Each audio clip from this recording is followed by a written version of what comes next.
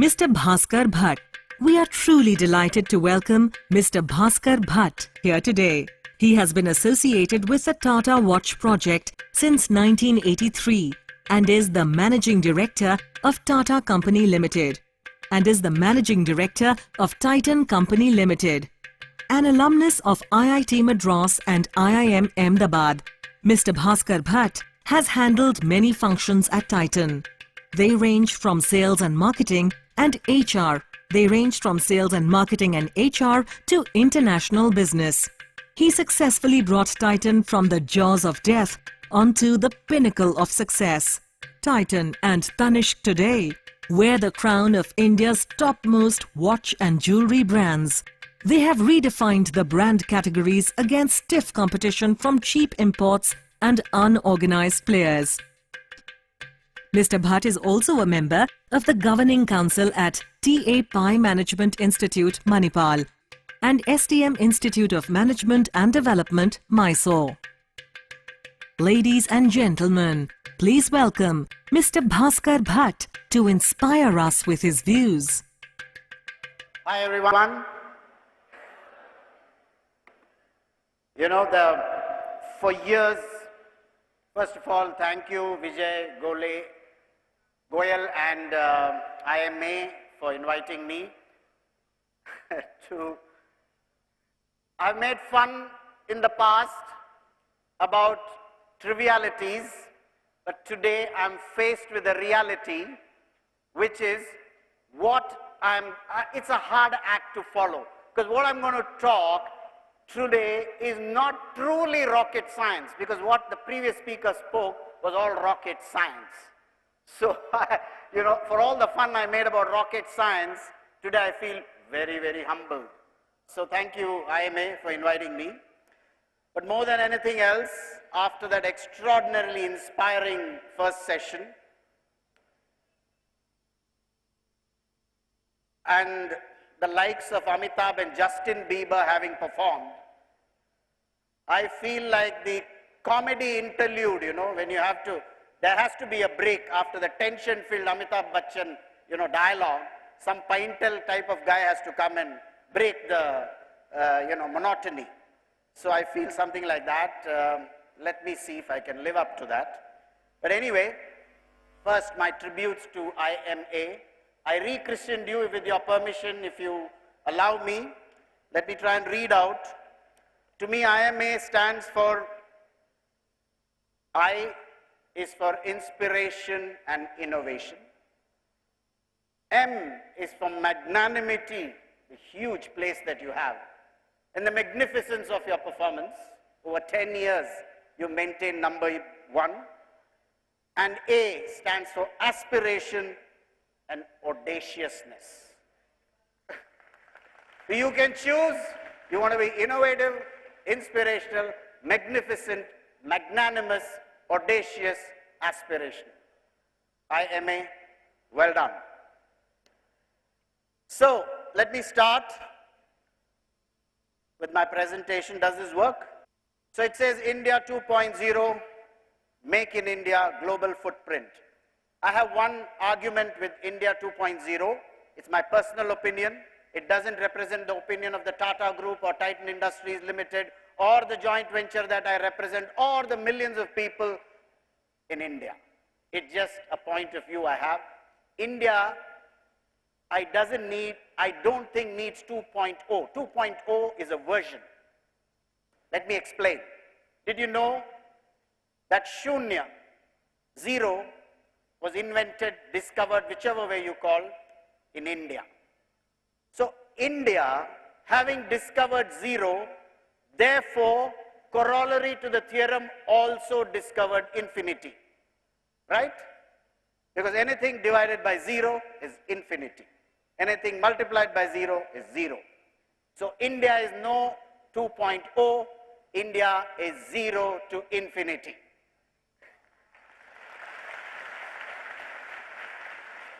This is not just some statement I'm making. I'm not a student of history, but I like history, especially Indian history. So India's progress has always been delta, not leaps and bounds as in, one bar to the next bar. We are a continually evolving nation, and therefore, I appreciate the 2.0. I think we're going to go way beyond 2.0. So let me try and spend the next half an hour using the Titan context. I'm afraid I'm a one company guy, so I can't share any more experiences than my own company, so you must pardon me for that. And weave a story which is not as inspiring as the Mangalyaan, but let me try and see where it can take us. So this agenda for today is about Titan, Make in India, understanding our own view of Make in India. Titan and Make in India, a deep bond we have, and then go to generalities, what I think could apply as we go forward. That is what I think the purpose of this conclave is. So, this is the inspiring logo of the Make in India. If something happens as I'm turning, the problem is not mine. Don't worry. So this, I want to share with you the Titan and Make in India bit. It is a divine coincidence, I believe, that the Make in India program has started recently, and our company has believed in this, but not exactly in the same words as articulated by Prime Minister Modi. A quick look at us. I think most of you know about us. We are a joint venture company. We belong to the great Tata Group. And I wonder how many of you know that in exactly 25 days from now, we will be celebrating the 175th birth anniversary of Jamsetji Tata, who was the pioneer of Indian industry and who was honored on the 6th of January 2014 by the Prime Minister himself, or rather the country itself, by being the first industrialist whose face appeared on a 100-rupee coin minted by the government of India. It was released on the 6th of January by the Prime Minister in his home. So we belong to the Tata Group. We have broken many rules. We are leader in 3 industries, and we keep getting into newer and new industries. We are a very restless company. And across these industries, we work from mass to premium across several of our brands. We play across the entire value chain. For those of you who know management, especially the young ones, we don't play only in one part of a value chain. We start from designing our own product, to branding it, to manufacturing it, to retailing it, to distributing it, and even providing after-sales service. This is a business philosophy in the company because it gives us a so-called moat around our company so that competition can be contained.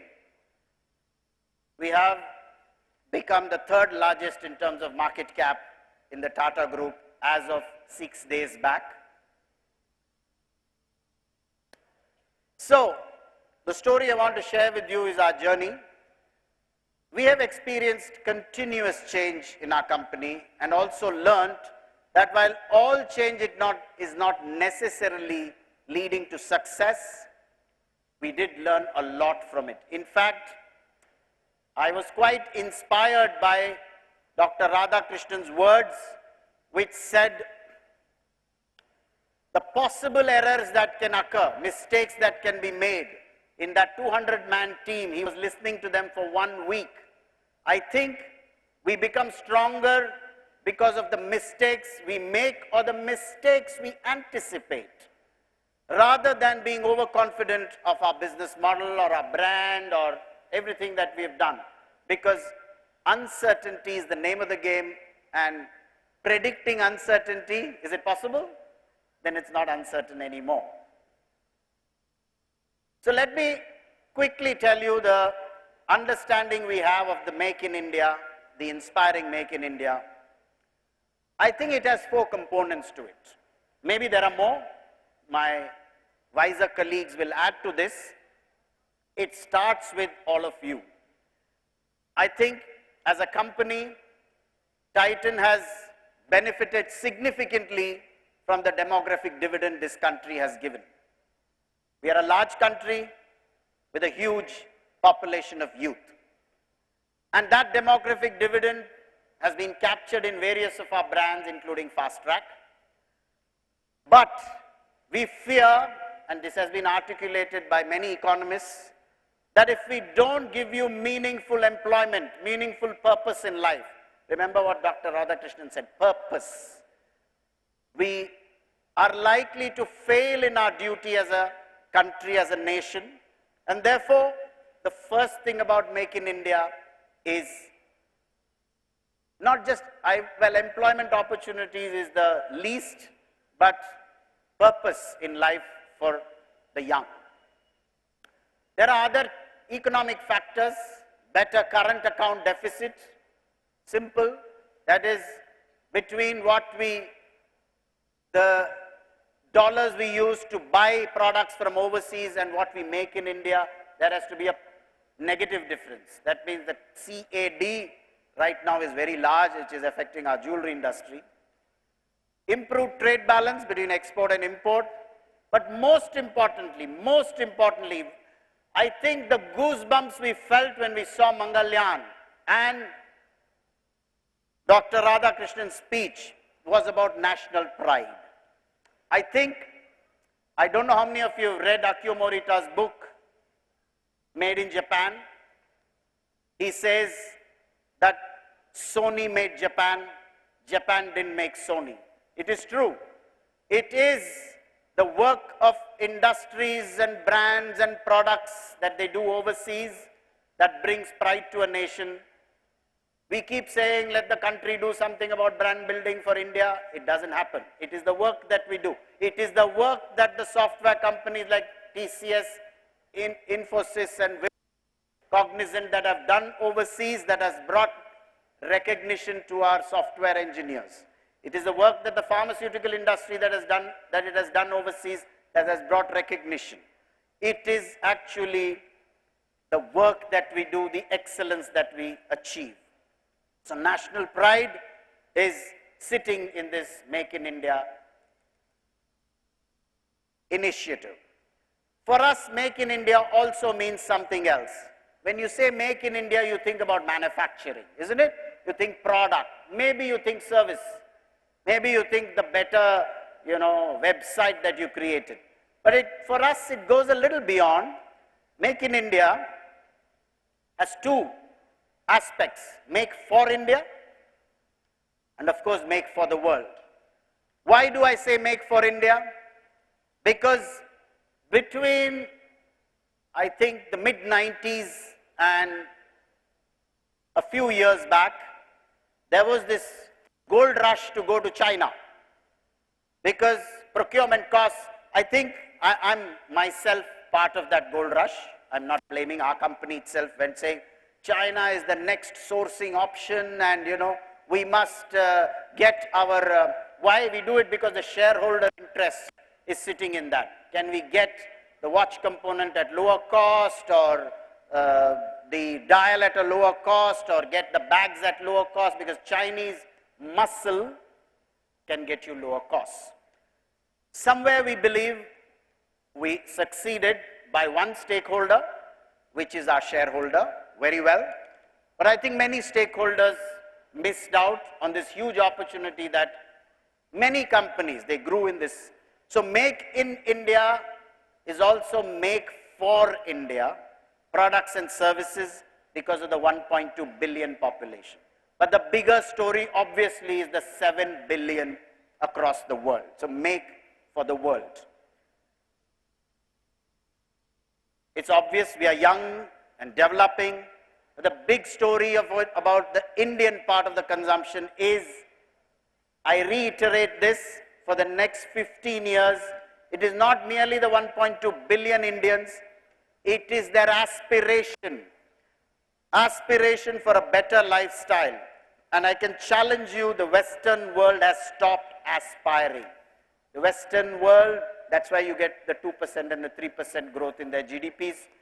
There's nothing more to acquire.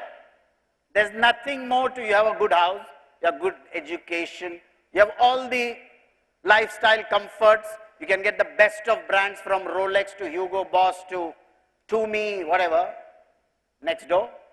And you have access to education, you have enough income. Whereas India and Asia are aspiring. This is the biggest delta that we have in this country, not just the number of people. Therefore, there is a huge potential, obviously. The next bit, which many of you may be aware, which is the globe, making for the world. We are the 5th largest manufacturing economy in the world. Indian companies stand 3rd in Asia for delivering quality products. We ourselves are suppliers to some of the biggest aerospace companies. It's a well-kept secret. I don't think any of you know that we also have an engineering business. And productivity and efficiency of our companies have grown quite significantly, although in what is known as that Indian rate of growth, Hindu rate of growth it's called, efficiencies have improved. India still enjoys low-cost advantage.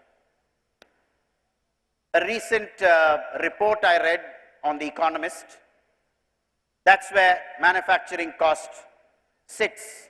We still have some kind of competitive advantage. And we saw this in our company, and I think many of you who have been to China are aware of this. I'm just taking one country as an example. Problems with IPR and copyrights, appreciating currency, rising labor costs, rising average age of the population, and so on. So, there is time for us to seize the day. Today is again a divine coincidence for us. The brilliant logo that you have created for the IMA, for this conclave. First I thought it was 2 inverted wine glasses. Then, men are like this. I thought it was a human torso, I won't say something else. But it truly is an hourglass. Not an hourglass-like figure, but it's an hourglass and it represents my company in some ways, because we keep time. So, the time has come, I think, for us to seize this opportunity. The second aspect of Make in India, apart from all the manufacturing and so on, is creating brands. It's a very different story, different view that we have again. Why should we buy brands and then market them globally? Every one of the brands that this company, some of them are famous, some of them are not famous, has been created in the company, in India, by Indians, for Indians, and sold, some of them in India, many of them across the world. And that bit is a competitive advantage I believe all of you have. I can tell you, each one of you is equal or perhaps better than any Western mind when it comes to marketing and brand building. I can assure you that. It is only some of our Indian notions which keeps us on shore, but creating brands is some big opportunity. Creating brands for the world is another big opportunity. Look at the number of prizes our advertising wins, not Titan advertising. I'm talking about advertising of many companies. So, let me show you a small video of something you may not be aware of, which is the excellence of manufacturing, just to give you an idea. So let me go back to the story of brands. Over 25 years, we have created several brands, and we've always found an opportunity. I think the secret of our success has been the huge unorganized sector in India in every one of the sectors we have operated. Whether it was watches, it was organized, but the large part of it was unorganized. Jewelry, eyewear, helmets, sunglasses, perfumes, what have you. Today our basket is filled with many homegrown brands. This is just to show you. We have product brands, which is in the center. Oh, nothing is appearing here. Well, let me read out. We have Titan, Fast Track, Sonata, Titan I+, Tanishq, Gold Plus, Zoya, Skin, Xylus, and then we have a whole lot of retail brands. The point I'm trying to establish is this is all homegrown, made by Indians, for Indians, and for the world. So I want to share with you, I want to kill two birds with one stone in the next 4 videos that I'm going to show. And maybe we'll make it for a 1-minute interactive with you. It's not a quiz. Play the next 4 videos, please. Yes, ma'am. Wedding jewelry, please. Ma'am, Bengali, Tamilian, Marathi, Gujarati. Punjabi. Of course, ma'am.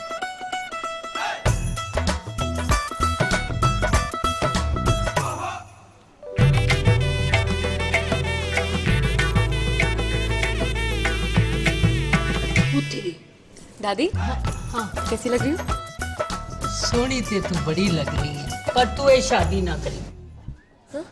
देख एक तो तूने love किया और रोवे पंजाबी मुंडे ना how boring कोई south वाउथ का मुंडा हुंदा 2 तरह की शादी होती और 2 तरह की ज्वेलरी भी पहनने को मिलती। वो देख सामने कितनी सोनी लग रही है। दादी मैंने तो पसंद कर लिया, अभी आप छुटकी को मनाओ। छुटकी हम किसी भी शादी के लिए तैयार हैं। तनिष्क।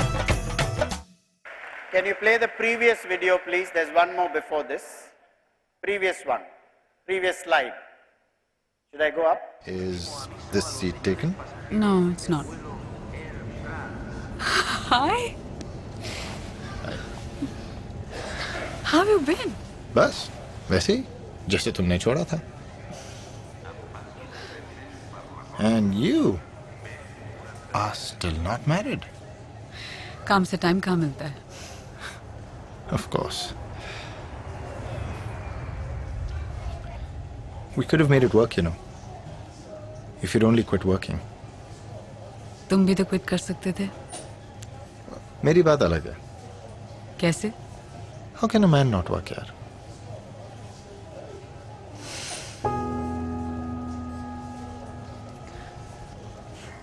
Actually, you're right, आकाश। तुम ना आज भी वैसे ही हो जैसे मैंने तुम्हें छोड़ा था।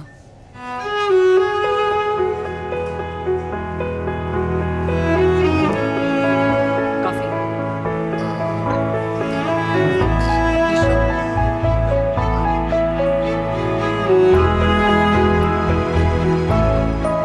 खुद से नया रिश्ता, टाइटन रागा।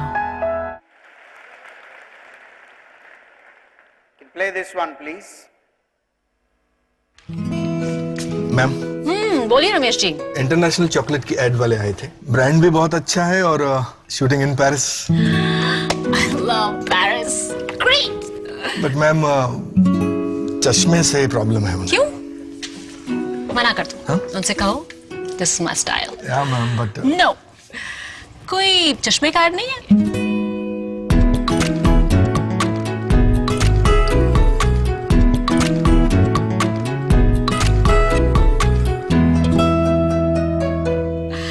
गुड न्यूज मैम, चॉकलेट वाले मान गए। आ गए ना लाइन पे। आप देखना ब्यूटी सोप वालों का भी फोन आएगा। आ गया। Hello. New Enigma collection for women by Titan I+. Can we have this last one, please?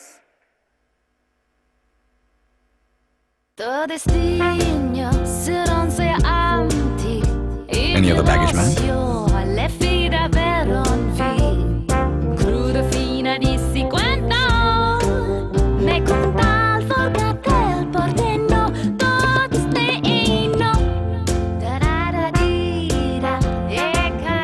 Introducing bags from Fast Track. Move on.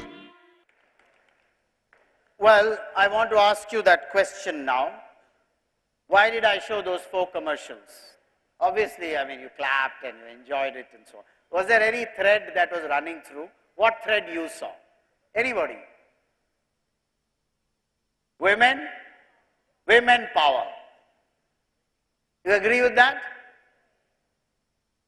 Ma'am, I think you should get a chocolate for that. Anyway, let me come to that point a little later. Just have some meaning to that, those 4 commercials. So, we also went international, and this is where I want to share with you that the problems that you face when you go abroad. We went in the mid-90s. Our story is like a Bollywood script. We adventured into Europe with a no guts, no glory kind of approach. We took on the Swiss in between 94 and 97. That was a real challenge. We lost a whole lot of money. We lost 6 times our annual profits in 3 years, India profits. But at the same time, that same passion of taking India abroad existed and succeeded in other markets, which is, we went to France, Greece, Spain, Portugal, failed very badly, but learnt a whole lot. But in the Middle East, you might wonder, Middle East, we have seen great success from day one, whether it's Middle East, Far East. People keep saying, हाँ यार वहाँ तो NRIs ही खरीदते होंगे, आपका तो Indians ही खरीदते होंगे. I keep telling them, sure, NRIs, so what? Why should an Indian earning dirham salaries want to buy an Indian watch when he has access to the Citizens and the Seikos and the Fossils and the Rolexes and the Omega? Obviously, it's not the love for his country. It is obviously something that you do well. So, success overseas, sometimes we have this Anglo-Saxon view of success, you know. Only if you succeed in Europe, you're successful. Companies have to make money. Companies have to grow. So where you succeed, does it matter? Tell me honestly, only if your brand is visible in America, on the ramps of Paris, will the jewelry be recognized. Is it true? It's not. I think Mr. Singh said it in the morning. The 21st century belongs to Hindustan is what you said, sir. Mr. Singh, you said that. 21st century belongs to Hindustan. I think the 21st century truly belongs to countries like India, certainly Asia. The luxury companies are just not growing. They have to come to countries like ours. So, it doesn't matter whether you're respected. It is where business exists. That is where you need to go. That's our presence. The footprint bit which you asked me to talk about, it's fairly large. Let me go on. There's another initiative we have followed, which is beyond marketing. It is about making our entire ecosystem come up to standards of global excellence, whether it's our vendors or the suppliers. Let me quickly take you through what I believe, or in the company we believe, are industry imperatives. Can you read? This is really when I take off from Titan and try to add my 2 bit for the IMA. Clearly leveraging Make in India is a responsibility for industry. Clearly investing in the local making, and I'm not saying manufacturing, I think it's a combination of working with SMEs, with craftsmen, with vendors, make rather than just manufacture or produce. It is about skill development and not education. I think as industry, are we first day, first show? In campuses is the first thing that we ask. We don't have to be first day, first show. We have taken karigars in the jewelry industry and have taught them technology and made them better craftsmen, better producers of jewelry. I think skill and not education. And I'm myself an MBA, I'm myself an engineer, so the use and value of education cannot be diluted. But it is skill. It is skill to do a job, and it's not hand skill, it is mental skill, it is a whole lot of skills which today I believe we do lack in our education system. It's not any of our individual faults. Make for the world, I've spoken about that. Invest in innovation, not just R&D. R&D, yes, R&D companies have invested in, but R&D is a deep dive in your own industry, whereas innovation is wider in its appeal. Embrace digital. This is where everything is going. It's not just e-commerce, it is digitalizing of your corporations because consumers are getting digital. You heard him about 9 lakh people liking the Mangalyan Facebook page and so on. So digital is not merely about e-commerce, it's gone way, way beyond. In fact, it is about communicating, connecting. It is about efficiency. Companies are internally getting digital. And last but not the least, creating a sustainable institution. I think I will deal with only 1 or 2 of these. First of all, make for India. This is where I come back to the 4 ads that I showed you. India continues to be attractive, of course. Large segments are emerging, and rightly you said, man, women is a large segment, not merely because of the numbers, because their aspirations are changing. They're coming out of the kitchens and the houses, and they're balancing their lives beautifully, which men have never managed between the home and work or business and so on. And they're becoming independent in their thinking. Youth, all of you know, I don't have to talk about. Semi-urban, rural. All these, as our Prime Minister's programs go deeper and deeper into the nation, this will explode in terms of opportunity. And last, I'm sorry, that should read as rural, not second youth. The last bit is an emerging new Indian called New Age Indian. The New Age Indian has long forgotten the days of rationing, shortage, has long forgotten, and I'm not saying this disrespectfully. I think all of you, thankfully, you respect your elders, but you're not burdened with the problem of looking after your elders. This is a reality. I think that gives you free thinking, freewheeling, and this is the New Age Indian who's tech savvy, who's confident, who doesn't really stay in one job for more than 3 years, gets on to the social sector, wants to find meaning in life. This is a huge market, and that is affecting even younger, the older people. People are retiring earlier today because they've made sufficient money to live a good life, and at the age of 45 or 50 are saying, look, I want to spend the rest 20 years of my life, the rest of the 20 productive years of my life contributing to society, to the country, whatever. So it's a huge market. Investing in making is very simple. I don't have to bring coal to Newcastle here. Through productivity, though productivity in India has improved, it is not still competitive compared to USA, China, Germany. I think we've had some labor problems and labor reforms issues, etc. But I think companies are increasingly, that's the video I wanted to show you, which I couldn't. We make automation solutions for the world, and use of technology to complement the manual labor for increasing productivity is the name of the game. And that is working wonderfully. We have some example, diamonds are sorted manually in the jewelry industry. We've applied technology to sort that through automation. It increases the, you take the diamond sorter out and give him some other job and a better job. First of all, it is very, very stressful. So automation living with labor is the name of the game. And finally, innovation significantly increases employee engagement.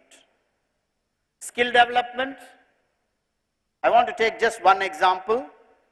Forget the first paragraph. I think there are many unorganized sectors, from the weavers of Varanasi to the Moradabad crowd, the people in Moradabad who make brassware, and the karigars in jewelry. It is a huge industry which is unorganized, and somewhere industry has taken advantage of it and has not given back to those industries. And I'm not blaming anybody. It starts with me, and the sense in my company. So the Karigar Park is something we have created in the jewelry industry, where we have taken people out of the sweatshops of Sinti Mode in Calcutta, and it's one of the examples. They're really sweatshops where you breathe toxic fumes as you solder jewelry, and their life as well as their skills don't last beyond the age of 45. Their children don't want to get into that industry, and so on and so forth. So this is a huge program for transforming an industry, and it is repeated in our other industry sectors which are unorganized. So there's a big advantage because the skill is available in India. There's a need to structuralize their training like in the automobile industry and in the pharma industry.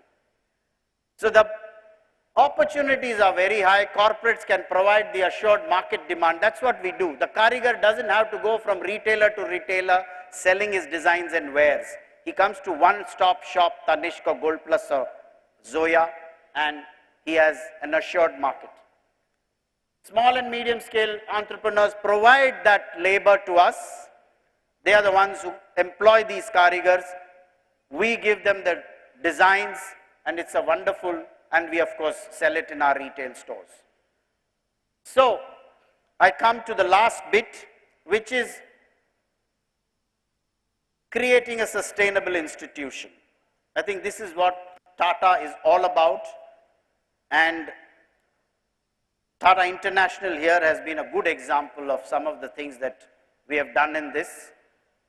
I think the first thing is our country is diverse, but there is huge disparity. I think you will all agree there is huge disparity, even as we prosper in the cities, not just rural, everywhere, even in the cities, you see the huge dichotomy. There is something called the Gini index, which captures poverty, the lowest income to the highest income, and we are pretty poor on that. Diversity, our nation is very diverse. We have to tolerate diversity, we have to celebrate diversity. And a corporation has to do that, not just the country. Employing women, employing the disabled. We call them disabled, but they are differently abled. That's how they are. I think the nation has shown in the last election, and I'm not saying corporates have not followed this, but uncompromised corporate integrity is what the Tata Group stands for, and I think we have gained a whole lot from this uncompromised corporate integrity. When the corporate integrity shows the beacon, employees will have no choice but to follow that. So corporate integrity, multiple stakeholder approach. The bit I spoke to you about sourcing from China, I have nothing against China. We still have a lot of vendors we love in China, but multiple stakeholders, your employees, your shareholders, the community that you serve, your business associates, every decision needs to be weighed. Who is going to get affected? Responsible citizenship, no question about it, not just because 2% of your profits of the average of the last several years has to be spent on CSR. This has got mandated, but the Tata Group has been doing this for years, ever since Jamshedji Tata created Tata Sons. I think we have to be aggressive about green. Climate change, all these are realities. I can tell you, by the time you're 10 years into your job, it will become part of the KRA of every individual, green. And last but not the least, affirmative action, and this is where I give a lot of credit to my colleague in Tata International, where the employment of scheduled caste, scheduled tribe people now across the country is something we owe this nation. It is not about a benign approach saying, you know, you deserve it. The more I speak to people, experts in this area, Dr. Bala Subramanya of the Swami Vivekananda Youth Organization says that it doesn't have to be a condescending attitude. It has to be partnering. It has to be partnering. And somewhere we have this notion about, you know, quota for the SC/ST. It is not right. I think partnering is going to get great benefit to corporations like ours. So, friends, this is my longish short story, and I think ultimately there is one thing that we all need to do, which is believe in our country. I think belief in India is what is going to drive all of us. Thank you.